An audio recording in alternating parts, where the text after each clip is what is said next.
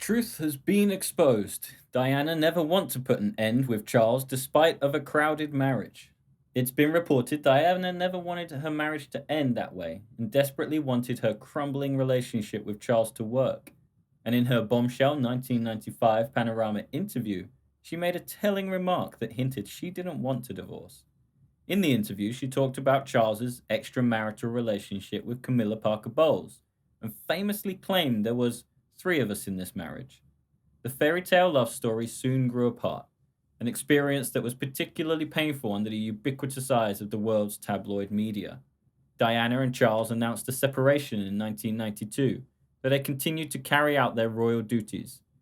In August 1996, 2 months after Queen Elizabeth II urged the couple to divorce, the prince and princess reached a final agreement. In exchange for a generous settlement and the right to retain her apartments at Kensington Palace and her title of Princess of Wales, Diana agreed to relinquish the title of Her Royal Highness and any future claims to the British throne. However, according to Diana's spiritual healer and friend Simone Simmons, Diana never wanted to get a divorce from Charles and already regretted the Panorama interview just days after it aired. Simmons said, according to the Mirror, that Diana was blubbering to her on the phone, saying she loved Charles all along and didn't want to stop being his wife. 2 years after their separation in 1992, Charles went ahead and did a TV interview in June 1994, confirming that he'd been unfaithful to Diana. The interview was conducted at Charles's estate in Highgrove, where he was asked directly if he was faithful and honorable when he married Diana. He answered, yes, absolutely, but was then asked, and you were?